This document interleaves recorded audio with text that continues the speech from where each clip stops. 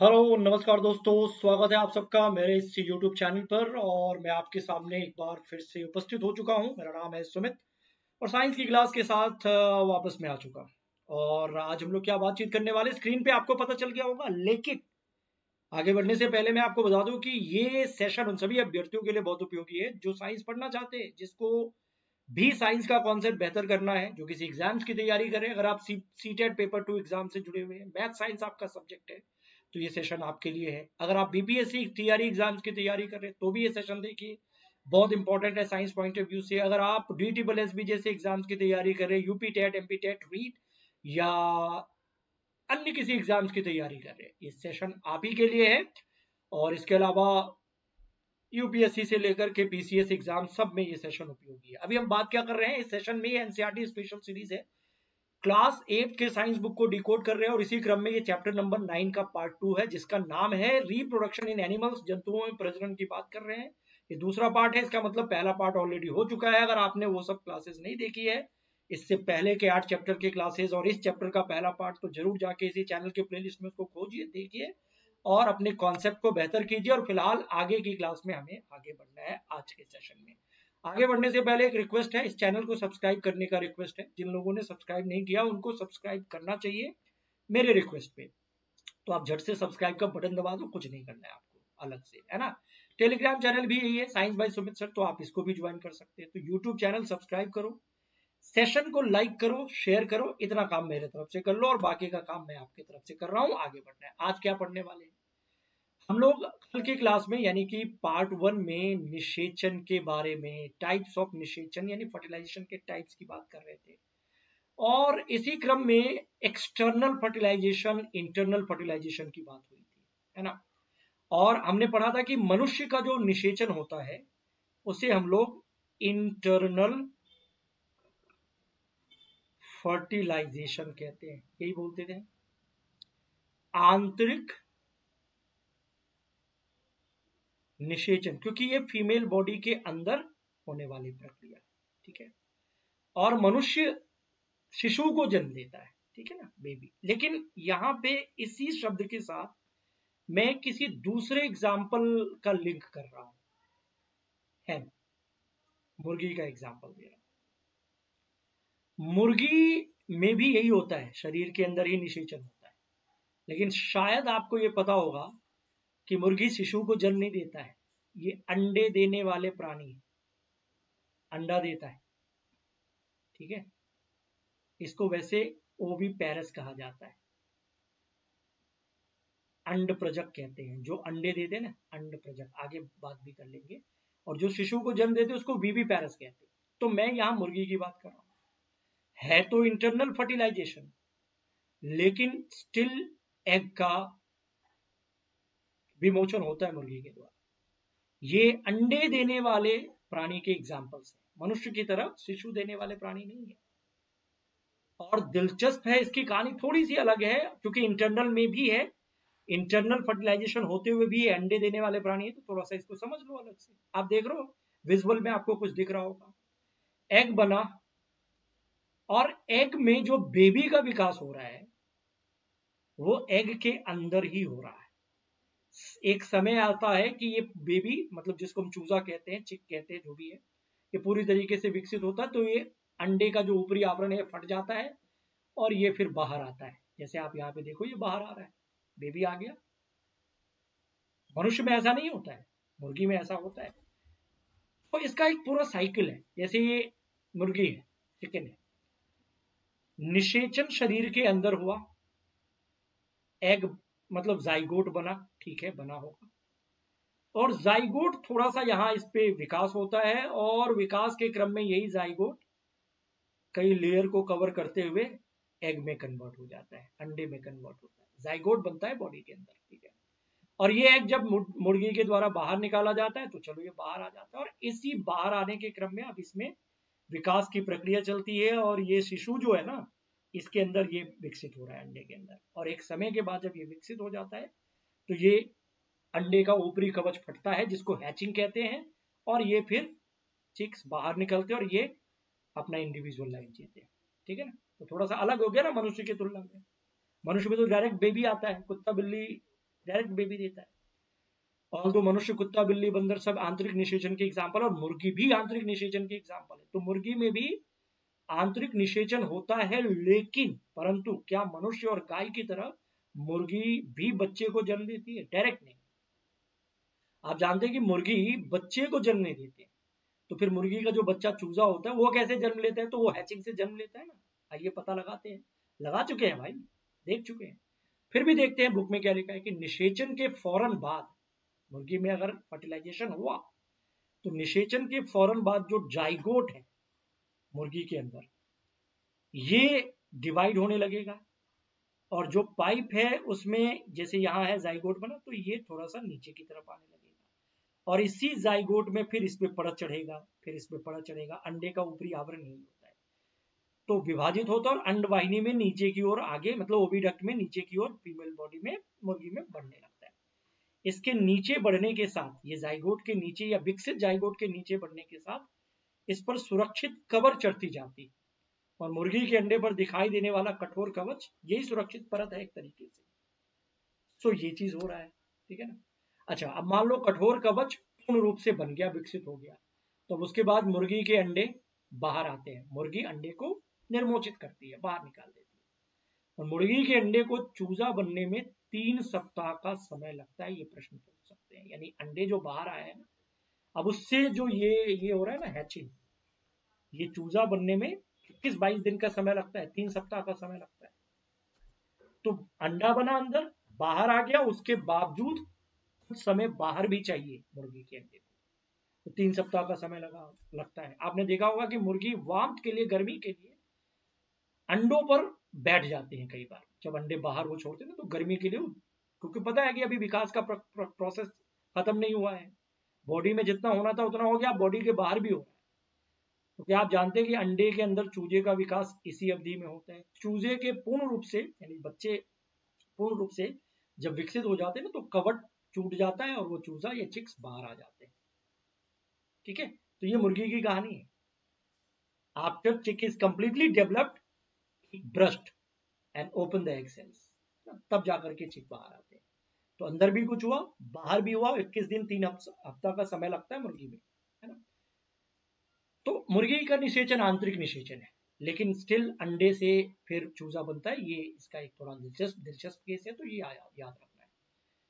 बाहरी निषेचन वाला केस भी हम लोग देख चुके हैं, ठीक है ना। वो मछली का केस हमने देखा है, मेढक वाला देखा है। तो बाहरी निषेचन वाले जंतुओं में भ्रूण का विकास शरीर के बाहर ही होता है, और भ्रूण अंडावरण के अंदर विकसित होता है, एग लेयर के अंदर। और भ्रूण का विकास पूर्ण होने पर अंडोज उत्पत्ति होती है। और आपने तालाब अथवा झरने में मेढक के अनेक टेडपोल तैरते हुए देखे होंगे, तो ये ठीक बात है।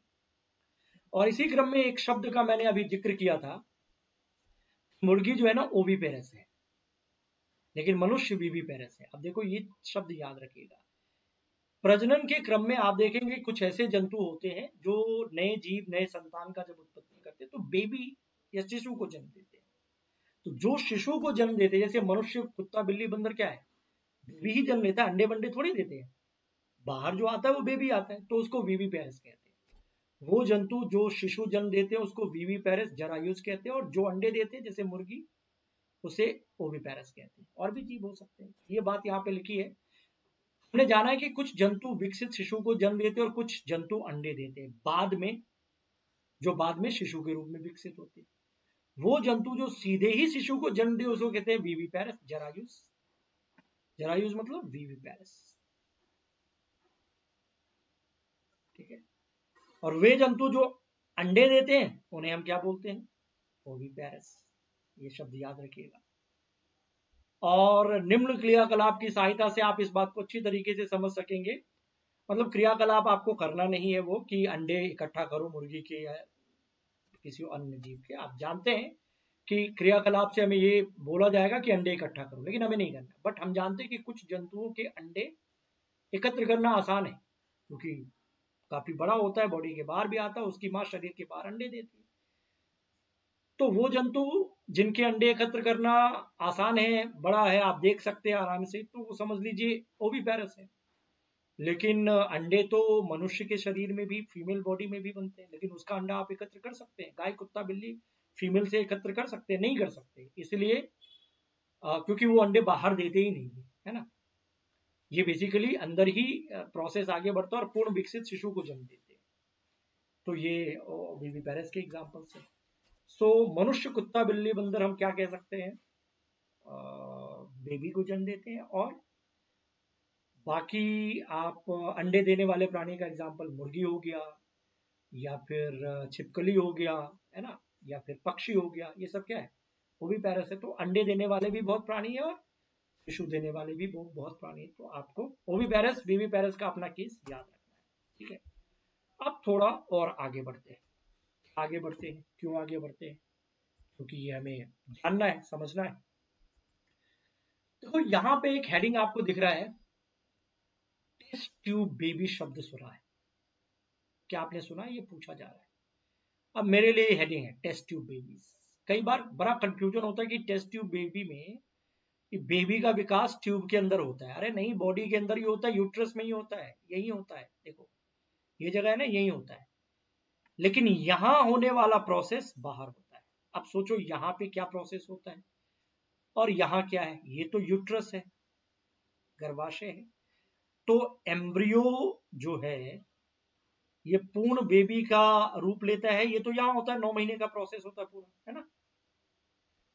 तो टेस्ट ट्यूब बेबी में भी ये एम्ब्रियो बेबी के रूप में यूट्रस में ही विकसित होता है। लेकिन ये वाला जो प्रोसेस, जो जाइगोट बनता है या फिर जो भी फैलोपियन ट्यूब में होने वाली जो प्रक्रिया है, ये बाहर होती है।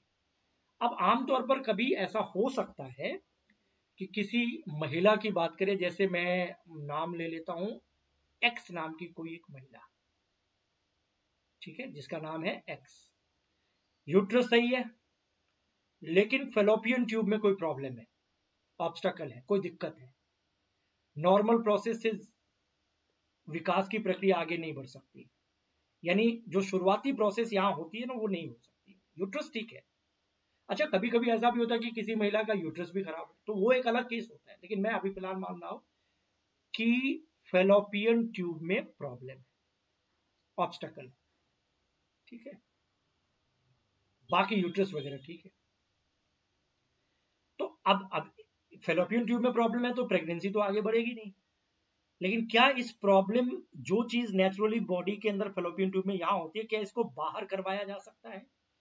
और बाकी बाहर करवा के जो नेचुरली ऐसे यहां से ये इम्बेड होता है ना, यहाँ पे आता है, आप बाहर से इसको इसमें इम्बेड कर दो। क्या ये मेडिकली पॉसिबल है? ये पॉसिबल है। इसी को टेस्ट ट्यूब बेबी कहते हैं। यूजुअली क्या होता है इसमें, देखो आपको ऐसे मैं समझा देता हूं कि एक्स नाम की महिला है, ठीक है, इसके फेलोपियन ट्यूब में प्रॉब्लम है, लेकिन एग रिलीज हो रहा है, यूट्रस वगैरह ठीक है। तो एग निकालो यहाँ से, अंडाणु निकालो, ठीक बात। और इस महिला का जो मेल पार्टनर है उसका स्पर्म लो, ठीक है, शुक्राणु लो, और इन दोनों को बाहर फर्टिलाइजेशन करवाओ, बाहर निषेचित करो, जाइगोट बनाओ, और कुछ जो फेलोपियन ट्यूब में होने वाली प्रक्रिया उसको पूरा करो, और उसके बाद इस चीज को यहां पे इस महिला के यूट्रस में इम्बेड कर दो इंजेक्शन से। अब बाकी इसी महिला के कोख में इस बच्चे का विकास होगा। पर जो एक ऑब्स्टकल यहां थी उसको यहां बाहर कैरी कर लिया गया। तो यही तो होता है टेस्ट ट्यूब बेबी में। तो क्या लिखा हुआ है सिंपल भाषा में कि बूझो और पहेली के अध्यापक ने एक बार कक्षा में बताया था कि कुछ स्त्रियों यानी कुछ फीमेल की जो ओविडक्ट है, फेलोपियन ट्यूब, अवरुद्ध होती है, ऑब्स्टकल होती है, और ऐसी स्त्रियां शिशु उत्पन्न करने में असमर्थ होती है। प्रॉब्लम है, क्योंकि वो इनिशियल प्रोसेस वहां हो ही नहीं सकता है, क्योंकि निषेचन के लिए शुक्राणु या स्पर्म रास्ता बंद होने के कारण वो ओवम तक नहीं पहुंच पाते, तो फर्टिलाइजेशन ही नहीं होगा। तो ऐसी स्थिति में डॉक्टर फ्रेश ओवम महिला के शरीर से और पुरुष से शुक्राणु प्राप्त करते हैं और उचित माध्यम में कुछ घंटों के लिए उसे एक साथ रख देते हैं फर्टिलाइजेशन के लिए। इस चीज को आईवीएफ कहते हैं, इन विट्रो फर्टिलाइजेशन। खूब तकनीक ये चलता है। शरीर के बाहर जो कृत्रिम निषेचन होता है ना, उसको आईवीएफ तकनीक कहते हैं, in vitro fertilisation. What is this? In vitro fertilisation, fertilisation outside the body. ठीक है, और ये प्रोसेस हो जाता है बॉडी में, निषेचन हो जाता है तो जाइगोट बन गया। बस यही है कि ये जो बॉडी में बनना चाह नहीं बना, बाहर बना दिया, कोई बात। और जब ये जाइगोट बना तो उसको कुछ दिनों तक, 7 दिनों तक, लगभग 1 हफ्ते तक, 6-7 दिनों तक उचित माध्यम में विकास किया जाता है। ऐसे नहीं कि जाइगोट को सीधा डाल दिया, उसका कुछ विकास होता है, कुछ 1 हफ्ता तक विकसित किया जाता है। और उसके बाद ये जो संरचना, थोड़ी विकसित संरचना होती है 6-7 दिन के बाद, इसको मां के गर्भाशय में स्थापित किया जाता है। सिंपल इंजेक्शन से ही किया जा सकता है। ठीक है ना।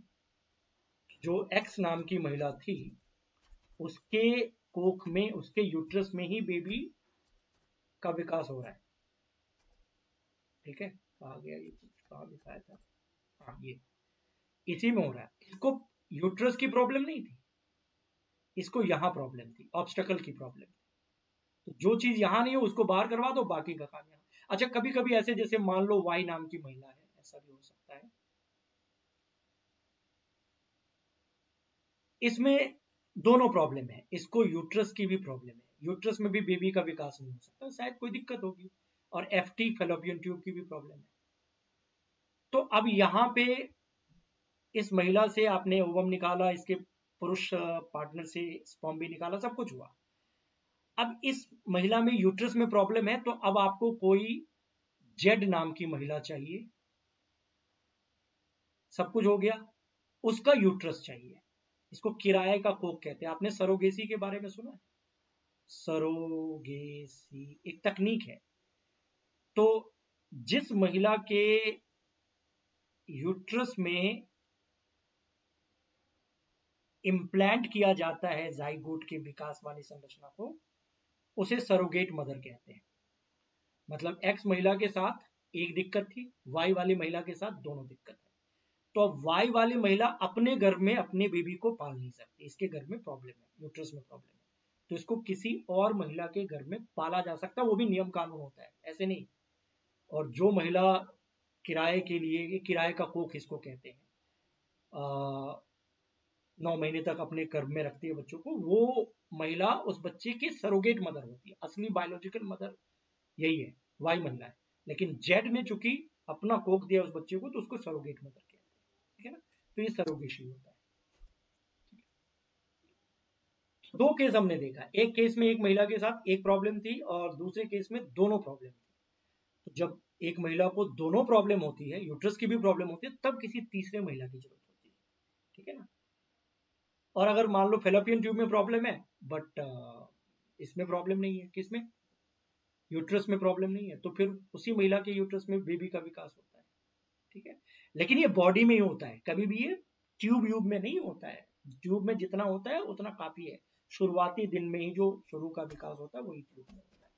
तो ये जो पॉइंट यहाँ पे लिखा है ना, कि माता के गर्भाशय में इसका पूर्ण विकास होता है, यानी बॉडी में ही होता है, तथा शिशु का जन्म सामान्य शिशु की तरह होता है। इस तकनीक द्वारा जन्मे शिशु को टेस्ट ट्यूब बेबी कहते हैं। तो इसका ये मतलब नहीं है कि बेबी ट्यूब के अंदर इसका विकास होता है, परखनली में नहीं होता है, ये बॉडी में ही होता है, यूट्रस में ही होता है। ठीक है, हाँ, शुरुआती प्रक्रिया बॉडी के बाहर होती है। ठीक है, ये आप याद रखेंगे। अब डॉली की कहानी भी थोड़ा सा समझ लो। डॉली को जानते हो ना, ये भेड़ है। ठीक है, पहला, आप इसको क्या बोलेंगे, स्तनधारी। ठीक है, पहला स्तनधारी जिसको लैब में क्लोन के रूप में बनाया गया था 1996 में। ठीक है, और इसका नाम है डॉली। किसने बनाया था भाई? महानुभाव थे इयान विल्मट की टीम। ये रॉसलिंग इंस्टीट्यूट था स्कॉटलैंड में। ये फैक्ट है, ये याद रखिएगा। तो इसकी कहानी क्या है, साइंस क्या है, क्लोन क्या है। सिंगल पेरेंट से भी कार्बन कॉपी बनाया जा सकता है। ये एक तकनीक है, साइंस की तकनीक है। और डॉली फर्स्ट मैमल है जिसका क्लोन 1996 में इयान विल्मट की पूरी टीम ने तैयार किया था स्कॉटलैंड रोसलिंग इंस्टीट्यूट में, और इसने नॉर्मल लाइफ जी थी। इस क्लोन ने अपनी नॉर्मल लाइफ को सरवाइव किया था। इसकी पूरी कहानी बड़ी दिलचस्प है। मैं आपको थोड़ा सा इसका पहले कहानी बता देता हूँ, फिर इसका तकनीक बता दूंगा। देखो, सबसे पहले क्लोनिंग की अगर हम बात करें तो किसी समरूप कोशिका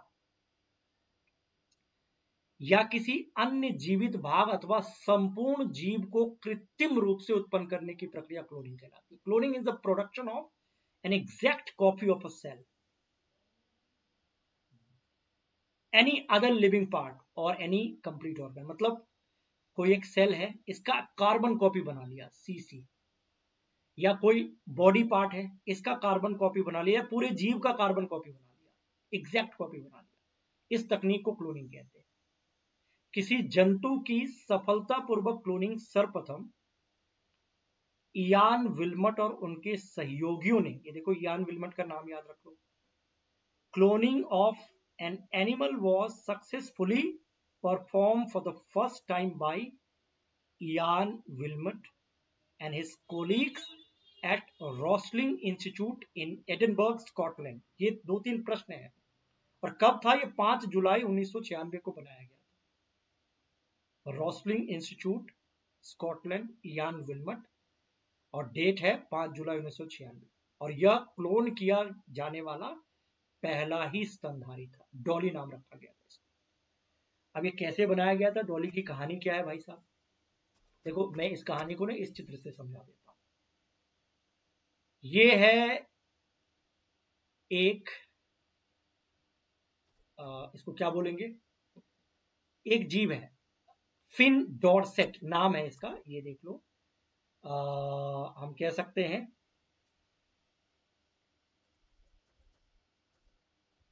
एक भेड़ है ए, और दूसरे का नाम मैं लिख देता हूं बी। अब ध्यान से सुनो मैं क्या बोल रहा हूं, और इस विजुअल को भी देखो। इसका नाम है स्कॉटिश ब्लैकफेस ईव। क्या नाम है? Scottish blackface ewe. इसको बी भेड़ कहते हैं, बी भेड़। ये फीमेल है, यहां मेल की जरूरत ही नहीं है, ठीक है ना। और ये है फिन डॉर्सेट, ये भी फीमेल है, ठीक है जी। अब देखो, इसका चेहरा काला है, ब्लैक फेस, याद रखना इसका चेहरा काला है, ब्लैक फेस ही है इसका नॉर्मल। क्या हुआ कि जो भेड़ ए है ना, जिसको हम फिन डॉर्सेट कहते हैं, इसके मेमोरी ग्लैंड से, स्तन ग्रंथि से सेल निकाला गया। याद रखना, ये कोई रिप्रोडक्टिव सेल नहीं है, नॉर्मल बॉडी सेल है ये, सोमैटिक सेल, बॉडी का सेल है, प्रजनन कोशिका नहीं है, एग सेल नहीं है। इससे सेल निकाला गया, ये सेल था, ये देखो। और सेल में जो जेनेटिकल मटेरियल होता है वो न्यूक्लियस होता है। तो इसके सेल को निकाला गया यहां से, बॉडी पार्ट से, इसके न्यूक्लियस को हटा दिया गया, इसमें से निकाल लिया गया, ये है न्यूक्लियस। और याद रखना, तमाम तरह के जेनेटिकल मटेरियल, डीएनए वगैरह न्यूक्लियस में ही होता है। चलो, ये कर लिया ए भेड़ से, फिन डॉर्सेट से ये कर लिया, जेनेटिकल इंफॉर्मेशन न्यूक्लियस में होता है। अच्छा, बी में क्या हुआ?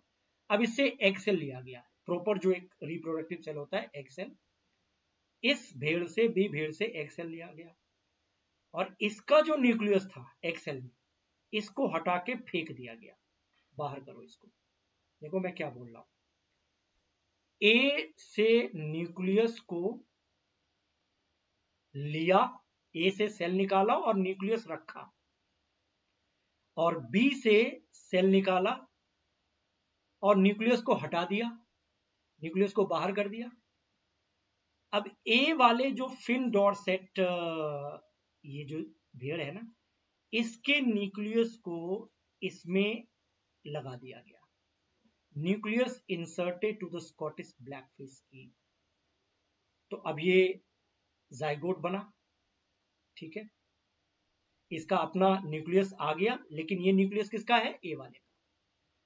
अब जाइगोट के बाद जो एक थोड़ा नॉर्मली जो एक प्रोसेस होता है, विकास का प्रक्रम होता है, कुछ समय तक ये किया जाता है, और एक थोड़ी सी संरचना, विकसित संरचना बनती है, और इस संरचना को वापस बी के अंदर इम्प्लांट कर दिया गया।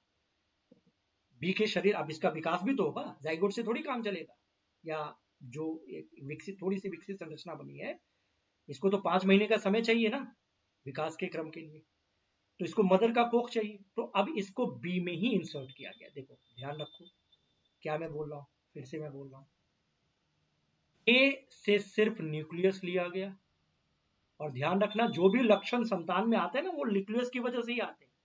इससे न्यूक्लियस लिया गया, सेल में जो न्यूक्लियस है उसको निकाल लिया, और बी से सेल लेकर के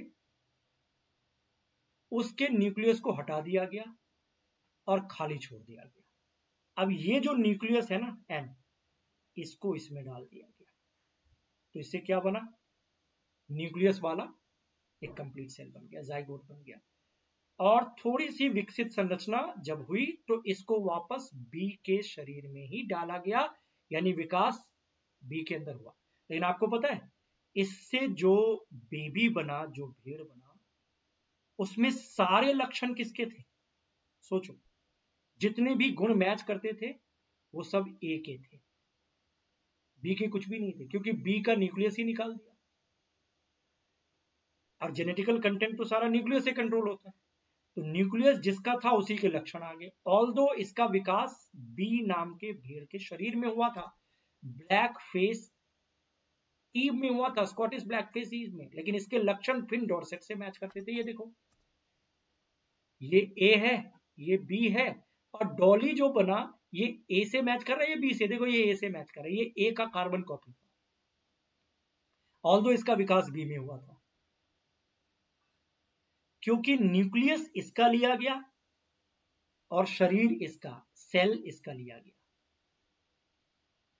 और शरीर भी इसी का था, लेकिन पूरा ये कार्बन कॉपी ए का था। यही बात यहां पे लिखी गई है, तो आप समझ लो, मुझे लगता है इसको समझ में आ गया होगा आपको। डॉली की क्लोनिंग करते समय फिन डॉर्सेट नामक फीमेल भेड़ की स्तन ग्रंथि से एक कोशिका एकत्र की गई, फीमेल मतलब ए भेड़ से।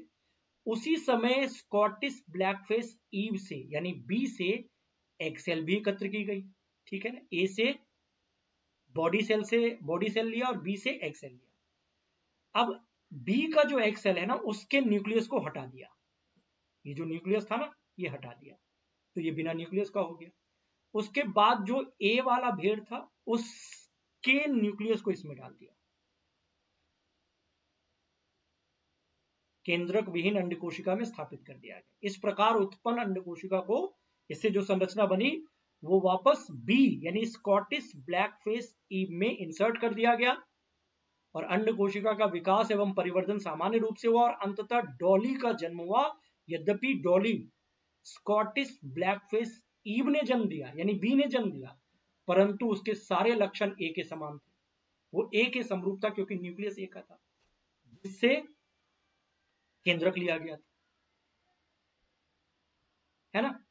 क्योंकि स्कॉटिश ब्लैकफेस ईव के केंद्रक को हटा दिया गया था एक सेल से, अतः डॉली में स्कॉटिश ब्लैकफेस का कोई भी लक्षण नहीं आया, बी का कोई भी लक्षण नहीं आया। डॉली एक फिन डॉर्सेट भेड़ की स्वस्थ क्लोन थी, जिसने प्राकृतिक लैंगिक जनन द्वारा अनेक संतान को जन्म दिया। डॉली ने भी आगे संतान को जन्म दिया। दुर्भाग्य से फेफड़ों के रोग के कारण कुछ सालों के बाद, यानी अच्छे खासे 96 में इसका जन्म हुआ, तो 2003 में इसकी मृत्यु हुई। डॉली के बाद स्तनधारियों के क्लोन बनाने के अनेक प्रयास हुए, परंतु बहुत तो जन्म से पहले ही मर गए और कुछ जन्म के बाद उनकी मृत्यु हो गई, क्योंकि क्लोन बनाने वाले जंतुओं में अक्सर विकृति होने के चांसेस होते, लेकिन डॉली ने अच्छी खासी लाइफ जी। तो डॉली की कहानी दिलचस्प है ना। क्या है कहानी, फिर से मैं बोलूंगा, ए बी, ठीक है, ए का न्यूक्लियस लिया, बी का एक्सेल लिया, और इस एक्सेल से न्यूक्लियस को हटा दिया, फिर ये बना, और यहां से इसका न्यूक्लियस इसमें डाल दिया, और अगर इसका न्यूक्लियस डाल दिया, फिर इसके बाद जो संरचना बनी जाइगोट के विकास से, उस संरचना को विकास के लिए बी में ही डाला, बी के कोख में ही इसका विकास हुआ। लेकिन जब डॉली ने जन्म लिया तो वो सारे लक्षण ए से मैच कर रहे थे, क्योंकि ए का न्यूक्लियस इसके अंदर था। तो ये था डॉली की कहानी, और ये था आज की कहानी। फिलहाल के लिए मुझे लगता है हमने इसे डन कर लिया है। लेकिन कुछ प्रश्न का जवाब भी तो आपको देना है। बोलो हाँ, देना है कि नहीं देना है? अगर जवाब देना है तो फिर उससे पहले रिक्वेस्ट मैं करूंगा कि इस चैनल को सब्सक्राइब करना, करो ना अभी, सब्सक्राइब बटन दबा दो, दैट्स इट। ठीक है, और टेलीग्राम चैनल पे ज्वाइन करना है तो ज्वाइन कर लो, सेशन को लाइक करो, शेयर करो, सब काम करो जो आपको करना है। मुझे जो करना है वो मैं कर रहा हूँ। बाकी इस सवाल का जवाब देना तो नीचे दी गई जंतुओं की सूची में मुर्गी बेमेल है। मुर्गी, एनिमल, कुत्ता, बिल्ली, बंदर, सबकी बात अभी तो लगातार 2 क्लास से कर ही रहे। तो मानव, कुत्ता, गाय, मुर्गी, इसमें मुर्गी ऑड क्यों? रीजनिंग टाइप का प्रश्न हुआ। अब ऑप्शन दे दिया है कि चूंकि इसमें आंतरिक निषेचन होता है। नहीं, आंतरिक निषेचन तो इसमें भी होता है, इसमें भी, सब में होता है आंतरिक निषेचन, तो इस कारण से तो मुर्गी अलग नहीं है। हाँ, ये तीनों शिशु को जन्म देते हैं और मुर्गी अंडे को जन्म देते हैं, तो ये ओविपोरस है, ओविपेरस है, इसलिए मुर्गी अलग हो सकता है, मैं बोलता हूँ, मानता हूँ, लेकिन बाहरी निषेचन, आंतरिक निषेचन के कारण नहीं। तो ये अंडे देने वाले जीव है और बाकी शिशु को जन्म देते हैं। ऑल दो इन सब में, चारों में आंतरिक निषेचन होता है। दूसरा, मानवों में जनन के बारे में निम्नलिखित में से कौन सा कथन सही है? Which of the following statement about reproduction in humans is correct? अब तक हमने रिप्रोडक्शन की बात की है ना, तो करेक्ट क्या है? बाहरी निषेचन तो होता नहीं है। फर्टिलाइजेशन टेक प्लेस एक्सटर्नली, नहीं, मनुष्य में नहीं है। मनुष्य, कुत्ता, बिल्ली, बंदर, शेर, चीता, टाइगर, सब आंतरिक निषेचन, तो ये गलत है। Fertilisation take place in the testes, ये हो ही नहीं सकता। टेस्टीज तो स्पर्म बनाता है। निषेचन मनुष्य के फीमेल पार्ट के अंदर, फीमेल बॉडी में एक खास जगह पे होता है, उसको फेलोपियन ट्यूब कहते हैं। ठीक है ना? निषेचन के दौरान अंडाणु शुक्राणु की तरफ गति करता है। During fertilisation egg moves toward the sperm, नहीं, देखो ये ओविडक्ट है ना, एग यहाँ है, तो स्पर्म में पूंछ जैसी संरचना होती है, स्पर्म मूव करता है एग की तरफ। एग मूव टुवर्ड स्पर्म गलत है, sperm move toward the eggs. निषेचन के दौरान अंडाणु नहीं, शुक्राणु जाता है अंडाणु की तरफ। हाँ, ये सही है कि शरीर के भीतर होता है निषेचन मनुष्य में। ठीक है। मानवों में निषेचन के पश्चात जो संरचना गर्भाशय की भित्ति में अंतः स्थापित होती है वो क्या है? In human being after fertilization the structure which gets embedded in the wall of the uterus. In the मानव में निषेचन के पश्चात जो संरचना गर्भाशय की भित्ति में अंतः स्थापित होती है उसे हम क्या कहते हैं? भ्रूण कहते हैं, एम्ब्रियो कहते हैं। ठीक है ना?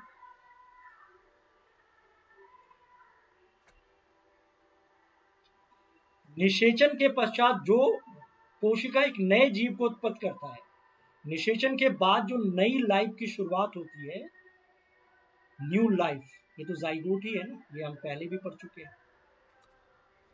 तो फिलहाल के लिए इतना ही है, ये सारा पॉइंट हमने कर लिया है और एक पार्ट इसका और होगा, उसके बाद ये टॉपिक कंप्लीट, फिर हम लोग 10वें चैप्टर की तरफ चलेंगे। तो फिलहाल के लिए इतना ही, ओके, बाय बाय।